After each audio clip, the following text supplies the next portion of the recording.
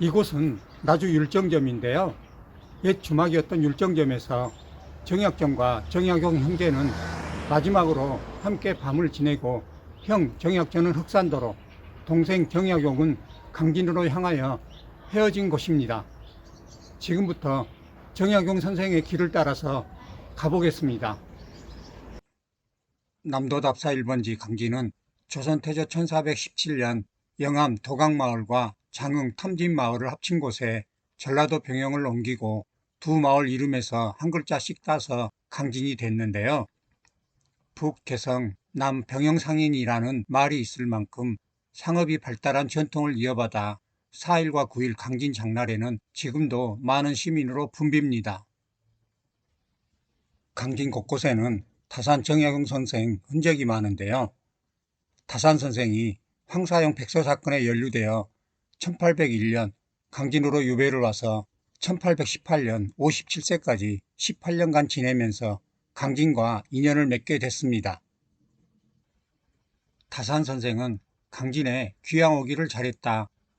강진이 내 고향 땅 아니란 말 나는 믿지 않으리라고 말할 만큼 강진을 사랑했습니다.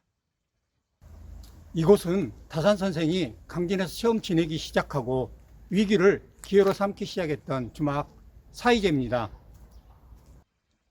타산 선생은 강진 유배 생활 첫 거처로 주막집 주인 할머니가 마련해준 골방에서 1801년 겨울부터 1805년 겨울까지 4년간 지냈는데요.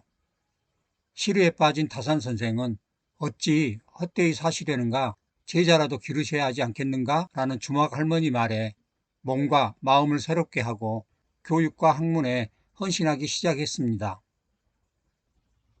첫 거처 당호인 사의제는 생각을 맑게, 역모를 단정히, 말을 적게, 행동을 더욱 무겁게 네 가지를 올바로 하는 이가 거처하는 집이라는 뜻인데요.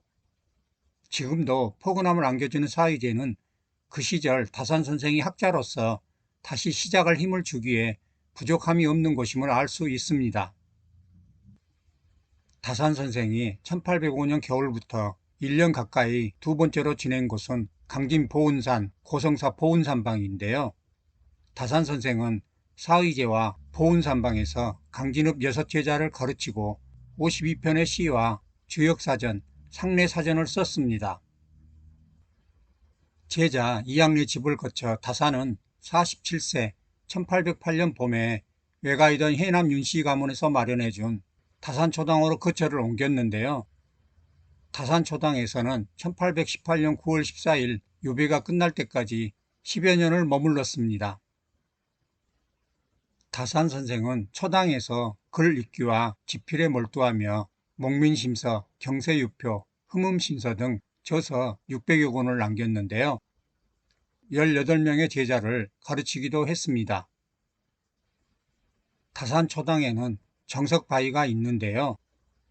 타산 선생이 자신의 성인 고물의 정자를 파서 새겨 넣은 것으로 군더더기 없는 선생의 성품을 엿볼 수 있습니다. 초당 옆에 있는 연못은 타산 선생이 실학을 집대성하며 지친 심신을 달래던 곳인데요. 연못 가운데는 돌을 쌓아 산을 만들어 즐기던 연지석 가산이 자리하고 있습니다. 타산초당 앞에는 차를 끓여 마시던 다조가 있고 건물로는 제자들이 귀가하면서 공부하고 토론하던 서함이 있습니다. 송풍루라고도 불리는 동암은 타산 선생이 귀가하며 손님을 맞았던 곳인데요. 타산 선생 시절에는 없었던 동암 근처 천일각은 하늘 끝 한 모퉁이라는 뜻으로 이곳에 서면 강진만 바다를 내려다볼 수 있습니다. 천일각을 지나면 나타나는 오솔길을 따라 백년사에 갈 수 있는데요.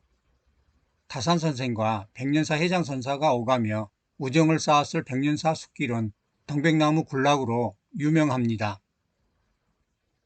면적 12,893제곱미터의 동백나무 1,500여 그루가 자라고 있는 백년사 동백나무 군락은 천연기념물 제151호일 만큼 유명한데요. 모든 꽃이 지는 겨울에 홀로 붉은 꽃을 피워내기에 더 아름답고 돋보이는 꽃이라 사람들이 많이 찾는 곳입니다.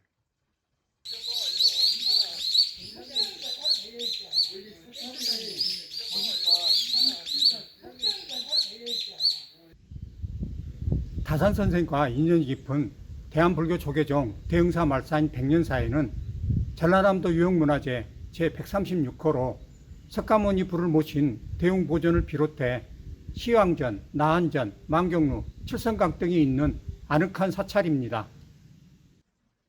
신라 문성왕 때 무영국사가 강진 도안면에 있는 산 이름을 따라 만덕사란 이름으로 창건한 백년사는 불교에 입문한 세종대왕 둘째 형인 효령대군이 백년사에 입산해 8년간 지내며 큰 법회를 열 만큼 큰 사찰이었습니다.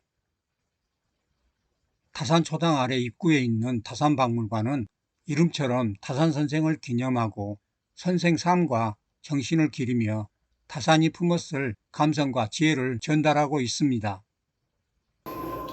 제일 중요한 게 뭐냐면 다산 선생님이 앞에서 소문에 뭐라고 써놨냐면요, 조선 사회에 온전한 것이 하나도 없다. 앞에 부정부패에, 그래서 그 경세표를 쓴다고 쓰신 거예요. 얼마나 그 백성을 사랑하는 마음이 깊었을까요? 박물관 문화해설사가 하피첩에 관해 설명하는데요. 다산 선생님의 부인, 홍씨 부인이 시집 올 때는 비단 치마였는데 30년이 됐어요. 30년 때 버릴 겁니다. 30년이 됐으니 치마가 빛이 바랬잖아요. 그래서 노을처럼 빛이 바랬다 생각해요. 노을같이 빛이 나는 걸로. 그리고 남은 저는 딸을 위해 따뜻한 사랑을 담아 매화 병제도를 그려보냈다. 1812년 그의 나이 49세 때였다.